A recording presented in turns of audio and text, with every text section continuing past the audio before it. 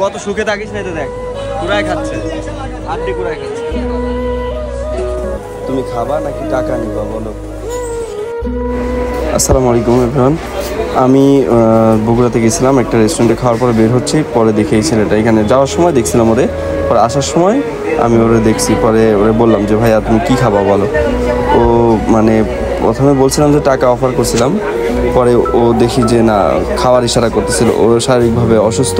তো তারপরে আমি আবার ভিতরে গেলাম, যা 2টা পার্সেল নিলাম, যে ওরা আমার 2জনের জন্যই আবার পার্সেল নিলাম। নেওয়ার পরে বের হচ্ছি। একটা আমার আর একটা ছেড়ে দেবো।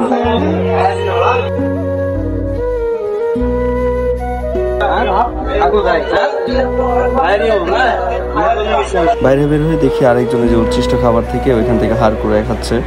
তো আমার এটা দেখে আরো বেশি খারাপ লাগলো, পরে নিজের পার্সেলটাই ওরে দিয়ে দিলাম। এটার ভিতরে একটা অসম্ভব শান্তি। কি আছে বলো, কি খাচ্ছ? কি কুড়ায় খাচ্ছ? কুড়ায় খাচ্ছে, দেখ কাঁচা কাঁচা, কত সুখে থাকিস না, তো দেখ কুড়ায় খাচ্ছে, আড্ডি কুড়ায় খাচ্ছে। না ভাইয়া এটা খাবার আছে, হ্যাঁ খাই নিও। হ্যাঁ আমার জন্য কিনছিলাম নাই ওটা।